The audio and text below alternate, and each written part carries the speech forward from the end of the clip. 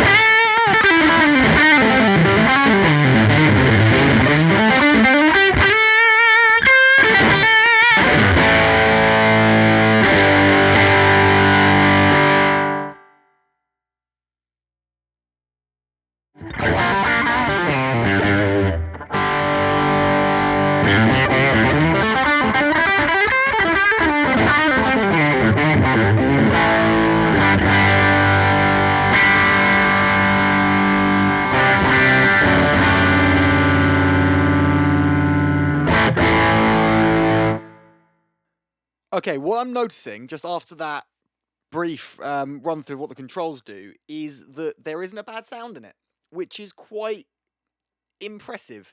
I always love it when you can plug a pedal in, usually at 12 o'clock, but wherever it is, play it and you go, yep, sounds great, job done.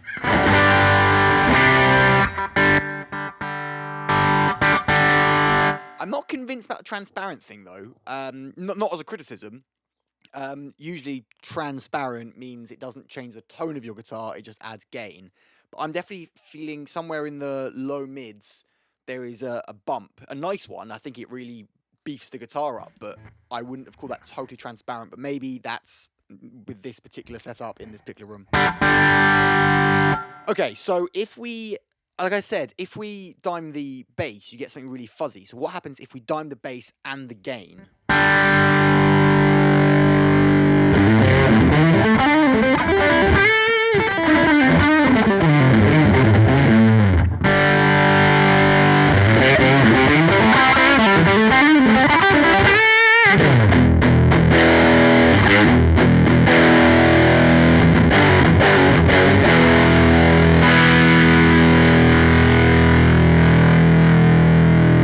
That's a great sound.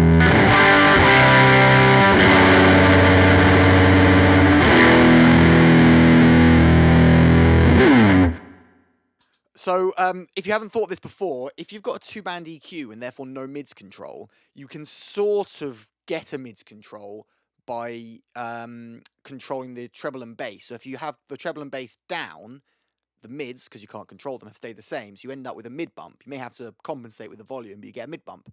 And vice versa, you can dime or just turn up the bass and treble. I'm probably doing this backwards from your point of view, aren't I? You can turn up the bass and treble, and that means that relative to those two, the mids are lower. So it's not going to be a true mid bump and scoop, but it gets you kind of close, and then just compensate with the volume. So for example, if I have it like this, everything in the middle, that's as close to flat as it's going to get. If I now turn the bass and treble down, turn the volume up to compensate,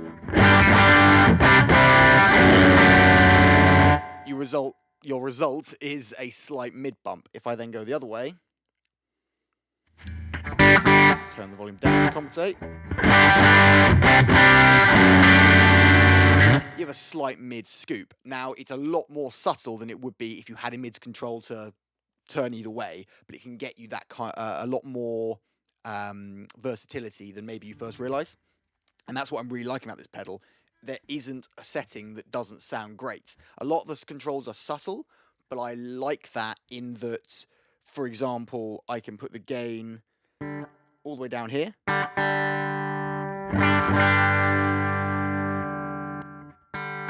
Just an ever so slight boost. Sounds great. All the way around to here.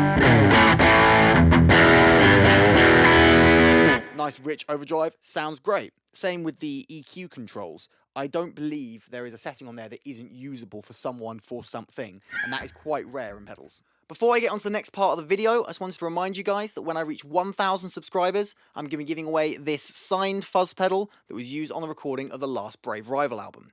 So if you like gear, lessons, and other guitar-related videos, make sure you subscribe to be in with a chance of winning.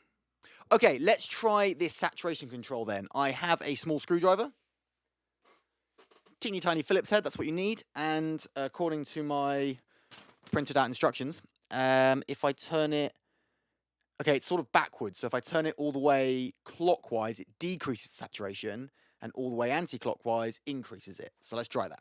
Okay, so I've turned it all the way clockwise, so now we should have a lot less saturation.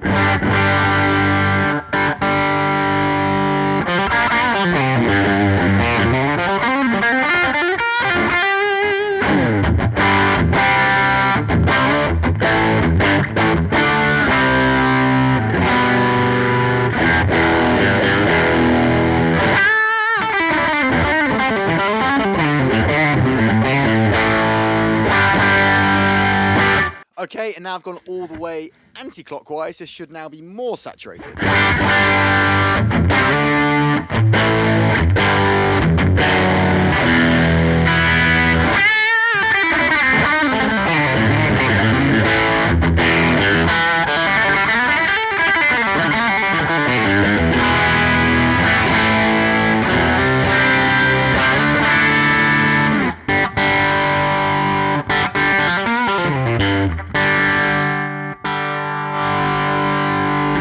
I can't honestly say I'm noticing a massive difference. It might sound more of a tonal difference than like a gain difference to me.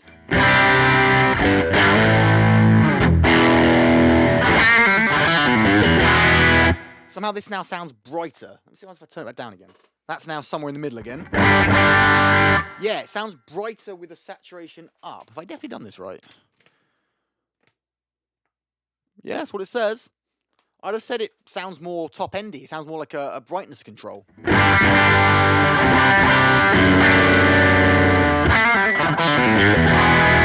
Sounds great, though, either way. Okay, so what do I like about this pedal? Well, like I keep saying, it doesn't seem to matter where you put the controls, it still sounds great. I genuinely don't think there's a unusable sound in this pedal. I think no matter where you set it, it sounds great. It's just obviously setting it to taste for what you want. The controls are quite subtle, which you could see as a disadvantage, but I actually see as an advantage because I don't like it when pedals have sort of a usable range of sort of 10 o'clock to 2 o'clock. So you're just trying to fine tweak in that range. Like, what's the point in the rest? If you use the whole knob's range in order to set your tone, it's a lot easier to get it precisely positioned. I think it's a great looking pedal. I think it looks really, really cool. I love the sound of it overall. I just think it's a genuinely really great overdrive. Okay, so the drawbacks. Now, this is a boutique brand, so you are looking, if I remember rightly, about £379 for one of these new.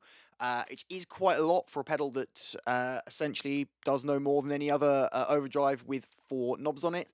However, I am incredibly impressed with the sound of it, so while it does seem expensive, it does seem to have an incredibly high quality. The only other thing is the fact that they've not labelled the controls. I get that it's probably an aesthetic thing, and of course, we all know that aesthetics in pedals do matter. I don't know. I feel like even just a letter, a V, a G, a B, and a T, instead of writing out the whole words, would have just made this a little bit easier. And I wouldn't have to keep referring back to the instructions. But I don't know. Maybe I'm being picky. I don't know. But I just think it's a bit strange that you look at it and go, I have no idea what it does. You couldn't even tell me it's an overdrive looking at it.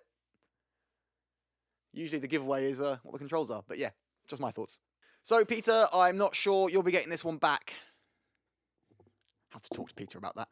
So there you have it, the Vemuram Jan Ray overdrive. I hope you enjoyed this video. If you did, please hit that like button. Make sure you're subscribed with the bell icon ticked to be notified of new videos. Have yourself a great day, and I'll see you next time.